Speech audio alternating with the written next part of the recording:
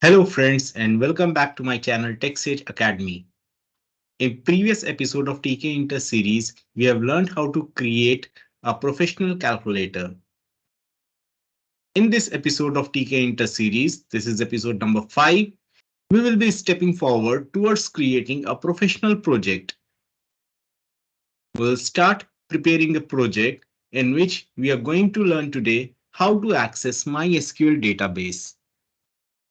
We'll be creating a window and we'll be accessing MySQL database and accessing a table stored in MySQL database. So from this episode onwards, we'll be starting working on a project work. It is a kind of professional project where you'll learn how to create a professional application using GUI interface with the help of Tkinter. So without wasting any time, let's start developing a professional application in Tkinter. So I'll start my program by importing tkinter, import tkinter as tk. Now since we want to access MySQL database, I need to import another module that is called mysql.connector. Import mysql.connector. This mysql.connector module is not present by default in Python. We have to install it using pip command. So we'll be learning how to install external modules with Python in another video. We are assuming that mysql.connector is already installed in our system and we have created our database and we are going to access the table which is already created in our database. So the next step is creating our window. Root is equal to tk.tk. I want that my window should start in maximized mode, occupying the complete width and height of the screen. So to open my window in maximized mode, what I'm going to do, I'm going to obtain the screen width and screen height. So to obtain screen width, screen underscore width, this is my variable, is equal to root dot w info underscore screen width. This will obtain the width of the screen in terms of number of pixels. Screen height is equal to root dot w info underscore screen height. So this is going to obtain the height of my screen in terms of pixels. Once this is obtained, I can include these variables into defining the geometry of my root window. So root dot geometry f screen underscore width into screen underscore height. Now we have specified screen width and screen height into curly braces. So these curly braces are going to take values of these variables, and since we are specifying these variables inside curly braces within a string, to do that we need to give f before this string. This f formats the string and includes the values of the variables within the string itself. Let me give it a background color, root dot configure bg is equal to light blue color. I'll run main loop, root dot main loop. Let me give it a title, root dot title, and I'll name it as students information management system. Let me run this program and check the output. And this is my window. It is created. My window is created. Whenever you are specifying the parameters in geometry function, make sure that there is no space between the values and this x sign. Otherwise, it will generate an error. So Again, let's run it. This is my window. So it is occupying me my full screen. Now what I want to give a label here, which will give the title of the application. Let me quickly create a frame. Frame 1 is equal to tk dot frame. Its parent element is root, and its width is equal to screen underscore width. Then bg is equal to dark blue, border is equal to 2, relief is equal to solid. Then I'll attach this frame to the window using the pack command. So now my frame is packed or attached with the window. Within this frame, I'm going to create a label. So let's say lbl1 is equal to tk dot label. The parent of this label will be frame 1. The text on the label will be students information management system. The color of this text will be red, and back color of this label will be light green. Now font is equal to Arial, font size 16, bold. Let me attach this label to the frame. So lbl1 dot pack, and let's run this window. This is bg equal to, by mistake I have given hyphen.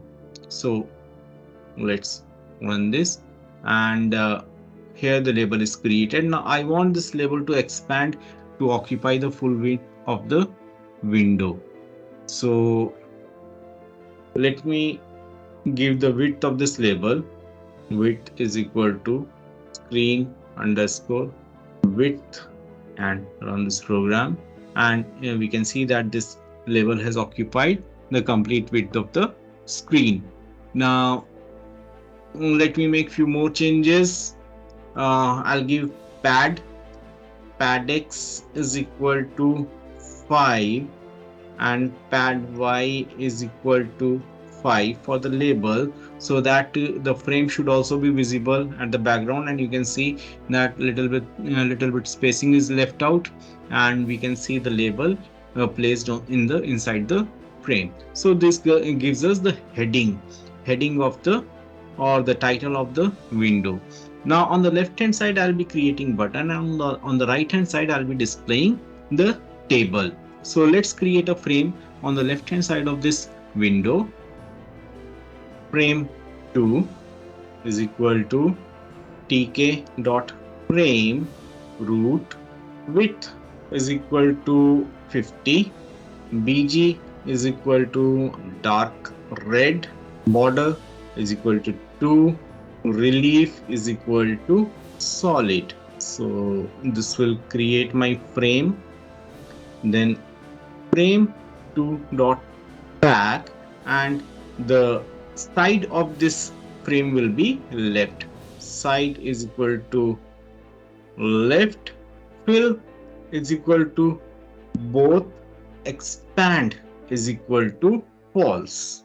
Now fill both is going to fill the complete width of this frame. If I am giving it 50, it is going to fill the 50 pixels, and expand is equal to false. That means it will not expand according to the width of the widget, width or height of the widget. So that's why expand is equal to false. Frame 2 dot propagate false. Let's run this, and you can see that frame is visible. Now earlier when we have created the frame for student information management system, that frame was not visible until unless you place that label inside the frame. But here on the left hand side, the frame that we have kept, you can see that it is visible even without a widget inside it. It happened because of expand is equal to false. With the help of propagate, what happens? It has occupied its complete height. Now next I want to place a button inside the frame. Let me increase the width of this frame. I'm giving it 100. So let's run it. And yes, this is better. Within this frame, I'm going to place my button. Let me now create a button, show table. When we click on that button, the table on the right hand side will be displayed. So let's create the button. I'll place that button inside frame 2. btn show table is equal to tk dot button. Its parent control will be frame 2. Text on the button will be show table. Foreground color, the text color will be let's say blue. Background color is equal to light blue. Then font is equal to Arial, size 14, and bold. Then border is equal to 2, relief is equal to raised. Let's attach this button using the grid function. Table.grid, row is equal to 0, column is equal to 0, pad x is equal to 10, pad y is equal to 10. So it is going to leave a space of 10 pixels on the top, on the bottom, on the left, on the right with respect to frame. So let me run this program. And this is my button. The button is created. So when I click on this button, on the right hand side, I want a table to be displayed showing the data which is stored in my MySqL database table. So we need to create another frame on the right hand side. In that frame, I'm going to display the data. So let me create the third frame, that is frame 3 is equal to tk dot frame. The root of this frame will be root window. Border is equal to 2. Relief is equal to solid. Background color bg is equal to dark gray. Now let me attach this frame using the pack command. Frame 3 dot pack side is equal to right. Fill is equal to both. So it is going to fill the left hand side as well as the right hand side.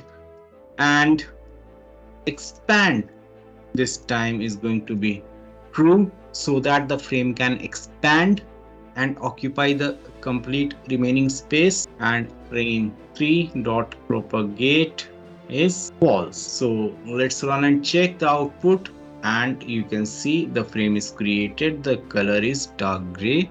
Our Windows color was light blue. So the frame has occupied the complete space on the right hand side. Now in this frame, what I'm going to do, I'm going to display the data on clicking this button. So what do we need to do for that? First of all, I need to establish connectivity with MySqL database, fetching the data from the table, and from that table the data will be displayed into the entry controls. So let us see how can we do that. So first of all, I'll be creating a function. When I click on the button, that function is going to execute. So let me name the function, and I'll be creating this function on the top after root def show table. And before this show table, I have to create a connection string. What is a connection string? Connection string is used to establish connection between the Python program and MySqL database. Con is equal to mysql.connector.connect. The first parameter of this connection string is host. Host is equal to, since my database exists on the same machine on which I am creating this program, connectivity program, the host will be local host. Then user is root. This is the user of MySqL database. Password is equal to, my password is Kramer hash Kramer. You might be having a different password, so whatever password you have, give that password. And database, the fourth parameter is database. I have already created a database in MySqL. The name of that database is 12b 2022. So this is connection string. Now inside the button, I'm going to create a cursor. So cur is equal to con.cursor. Now, what is a cursor? Cursor is a database object which is used to execute SQL commands which are given inside Python program. So I'm going to create a cursor in which I'm going to execute a select command. So cursor dot execute select star from stud. So stud is a table in which I have stored a set of data related to the students. Next thing that I have to do, I have to create labels. Now what labels? Let me run this program. When I click on this button, the headers of my tables columns should be displayed here. That means the name of the column should be displayed here, and below those names of the columns, the data related to those columns should be displayed. So I have 4 columns in my tables to table: admission number, name, address, and date of birth. So these 4 columns should be displayed, and below those 4 columns, the data related to or the data stored in the columns should be displayed. So let me create the labels. LBL admission number. This is the first column. Admission number is the first column of the table. Admission number is equal to tk dot label. Root will be frame 3, its root element, and text is equal to admission number. Foreground is equal to red.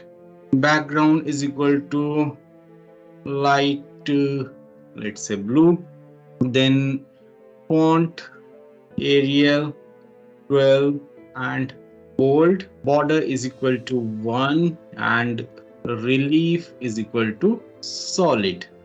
Then LBL admission number dot grid, row is equal to 0 and column is equal to 0. So this will be the first label attached in the frame. Now let me copy this code so that I can create rest of the labels without wasting much time. So the next label will be name, and column will be 1. Next label will be, this is label address, and column is equal to 2. Date of birth, column will be 3. Let me attach this command with the button so that we can run this program and check whether they are displaying properly or not. So I'm giving in my button command is equal to show table. Let's run and check, and here you can see that labels are getting displayed. Let me format them a little bit more because they are not giving good look. I'm going to give a width, a proper width and equal width to all the labels. Width is equal to 20. Let me copy this and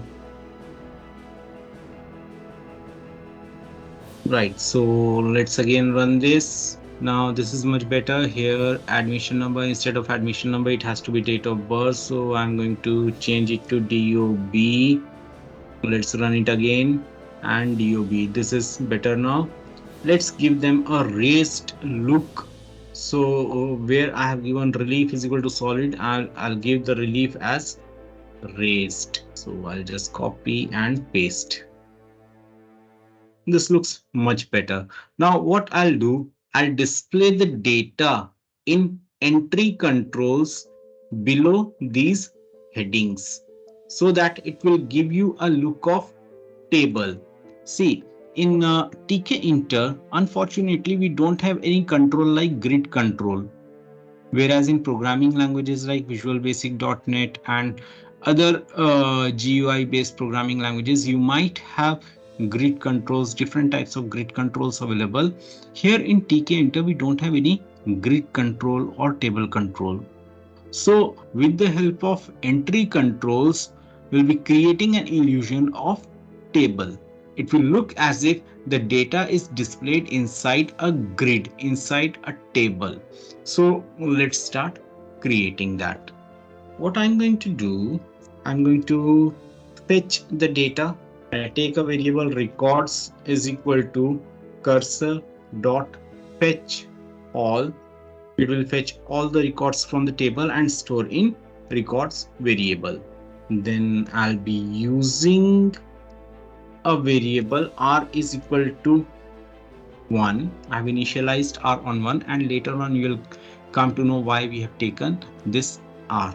It is representing rows.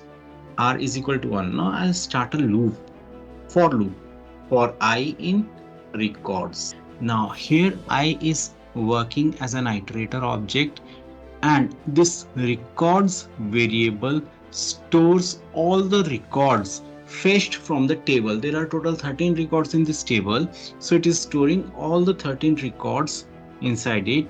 Those records are in the form of tuples, and those tuples are stored in a list, and that list is assigned to the records. So this record contains a list of all the records in the form of tuples. So I will be working as an iterator object and will be iterating over those records. I've explained this iterator object in my learning Python series for loop. So you can watch that series to understand what is an iterator object. I'll give the link in the description below. So let's continue. For I in records, now here I'm going to initialize a variable, that is C. C is equal to 0. This C stands for column. Now, next we are going to run a nested loop for j in range length of. So first of all, I will be iterating over the first record. That first record will consist of 4 elements. Those 4 elements are nothing but 4 columns. The first admission number, name, address, and date of birth of the first record. This j will iterate over the length of I. So the length of I will be 4 because there are 4 elements, and j will run from 0 to 3. Again, this thing I have explained in my video learning Python series for loop.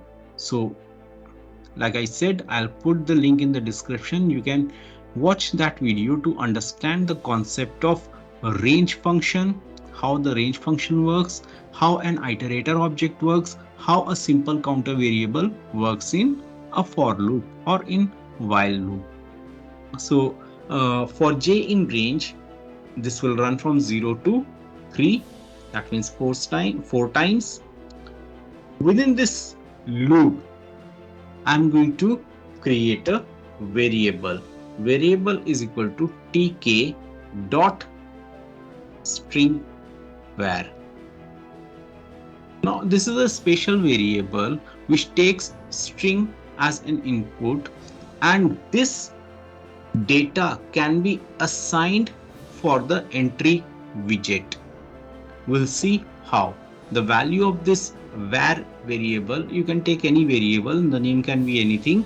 You can assign the value of this var variable to the text of entry. Let's see how.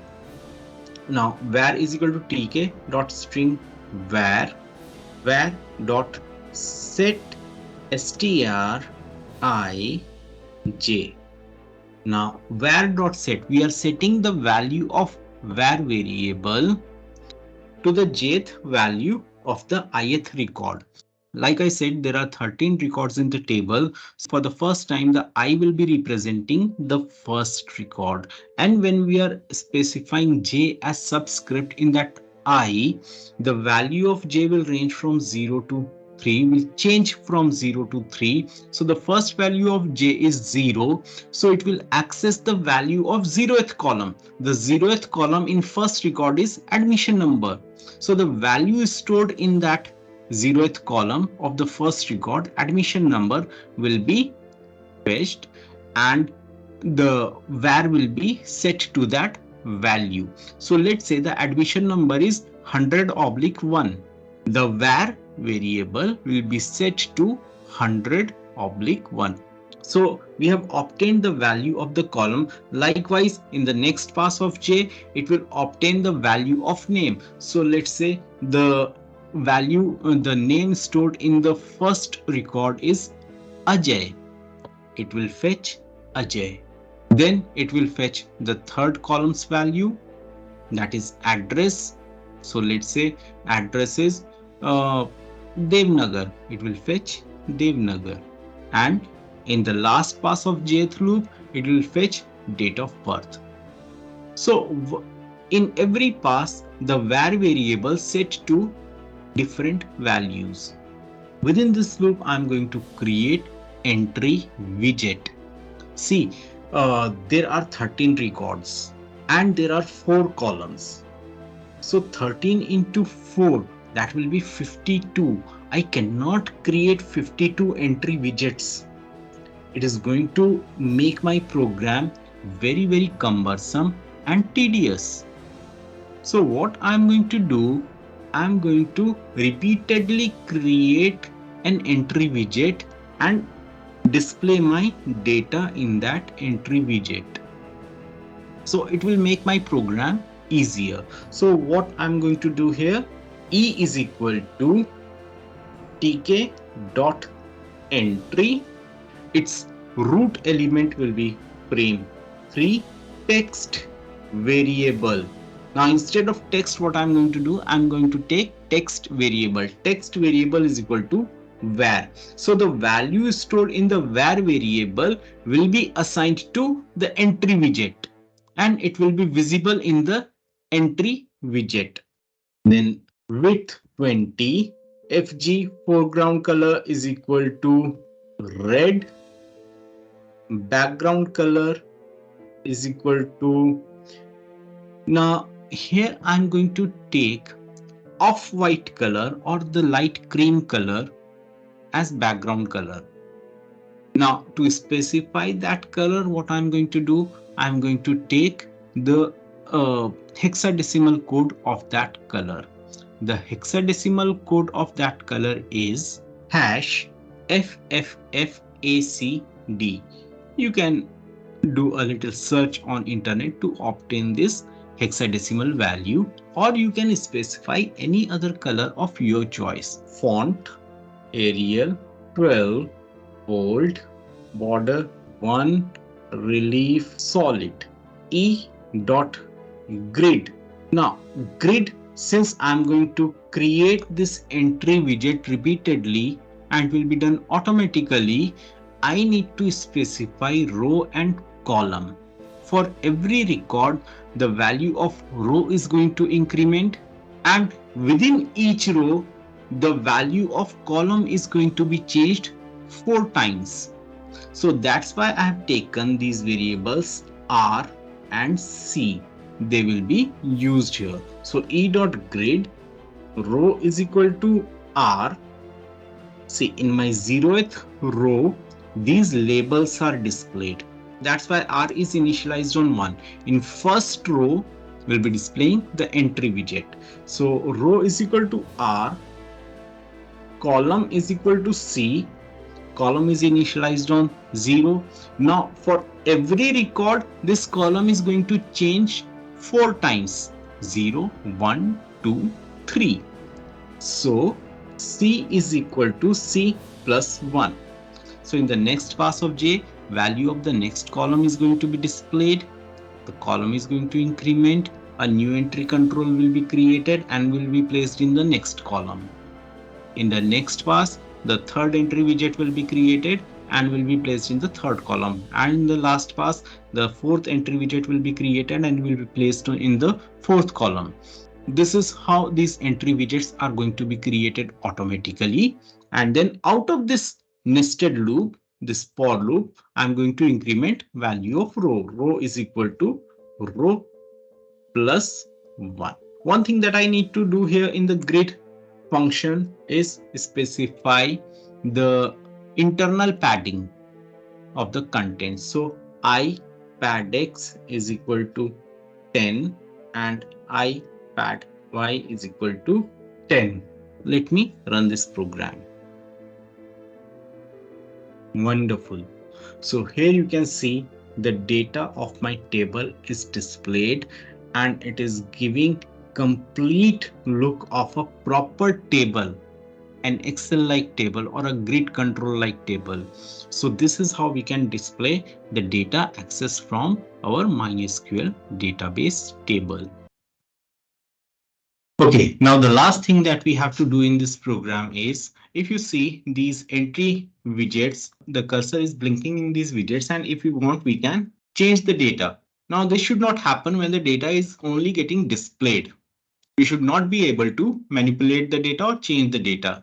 So I'm going to modify my coding.